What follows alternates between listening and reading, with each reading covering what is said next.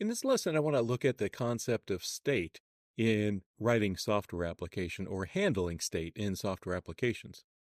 So basically, every application you write is going to have some sort of state. Here I mention a word processing application. So a word processing application is going to have a state, and that state is going to be like, well, where is the cursor currently positioned? And other things like whether the document is considered clean or dirty. And clean means that there have been no changes to it. Dirty means that there have been changes to it. So if it is dirty, then you might have a button up here that would be for saving the document. So when the document is clean, the button would not be enabled, but when it's dirty, the button will be enabled. A spreadsheet application is going to have a similar type of state, clean and dirty state. And then web versions of these applications have additional states such as who the user is that's logged in and what their IP address is and so on. And way back in 2011, I was writing an application I called Sarah, and it was like Siri and Amazon Echo. And I was trying to make it more like AI applications are today, even though I didn't have, that kind of AI capability back then. And one of the interesting things I ran into was the computer actually had to know a state of whether it was speaking or not. Because if I just had the computer talking back to me, it would speak on my speakers and then hear itself on my microphone and then start responding to itself. So I realized that the application had to have a state of whether it was talking or not talking. And then you also get into a concept of context. So if I was talking to Siri about pizza, then it would say, oh, okay, the current conversational context is about pizza. So if I say something like, oh, add pepperoni and cheese to it, it didn't have to wonder what I was talking about. It knew that I was talking about a pizza. And this is a conversational state that actually is probably much more prevalent in AI applications now in 2024. Another place, and a really obvious place that you get into state, is with game programming. So I was also writing an Android football game back at that time. And when I say football, I mean American football. And in that, I realized you have to have state right before each play. So the state that I needed to have was which team has the ball, whether I was on offense or defense. And again, in this case, I'm playing against the computer. So you might say I had the ball, and then the current field position, the down and distance, such as 1st and 10, the current score, and the time remaining.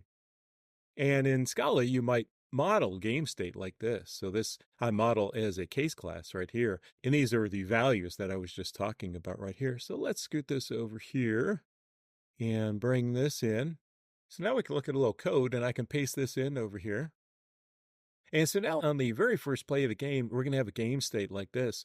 So it might be val, let's say S1 for state 1 equals game state. And then that's going to be, I have the ball, it's true. It's on the 25-yard line. First down, 10 yards to go. I have 0.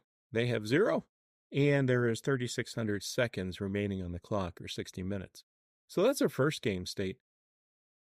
And then I show over here that after the first play, the game state will change. And the way we handle this in functional programming, and I'm going to get into this more, is we would say, well, S2 equals S1, and then I want to use the copy method there. So I refer to this as update while you're copying. So we're going to create the state S2 based on the state S1. And the way the copy method works is you just have to change the values that have changed. So in this case, the values that have changed is that the field position after the first play is now going to be the 29-yard line. The down is going to be equal to 2. The distance is now 6 yards to go. And then the time remaining is the last one there. And that's going to equal, what do I have there? 36 seconds. And so I hit enter there, and that's game state number 2 right there, S2. And a game typically has about 150 plays. So in my game, I have a game instance for each one of these plays. So this was before the first play, this was before the second play, etc. So where game state comes into play is, of course, the thing you want to know is who won the game. But in my case, about playing against the computer, is this game state helps the computer make decisions about what plays it calls. So I have in my code a function that looks like this. So I have an offensive coordinator is an object, and then this right here, determine the possible plays, is a pure function. So what I do is I pass in the current game state, which is going to look like that, into here. And then this algorithm is several thousand lines of code long. And what it does is it looks at the current game state here, and then it comes back with a list of possible offensive plays for the computer to run, which I show right there. So that's the result of calling this function right here. And then what I do is I have a little bit more handling that reduces this list of possible offensive plays down to the one play that it's actually going to run. And this is important for a whole bunch of reasons. So, of course, you're keeping track of the game state, the field position, the down and distance, and the score and the time all throughout the game. And another important thing is that when the computer is playing against you, it needs to be smart enough to know that in this situation, let's say the computer is down 21-17, there's just a few seconds left. And the computer needs to be smart enough to know that it needs to score a touchdown because kicking a field goal will only give it 3 points and it'll lose 21-20. So it needs to be smart enough to know that it needs to go for a touchdown in that particular situation. So this is the kind of thing I mean by state, at least in the context of a football game like this. And now, as you can imagine, any sort of application is going to need to maintain state. So a point of sales application for a pizza store is going to have state, and that would have to be for a particular order, the number and types of pizzas that are ordered, who the customer is, their contact information, their payment information.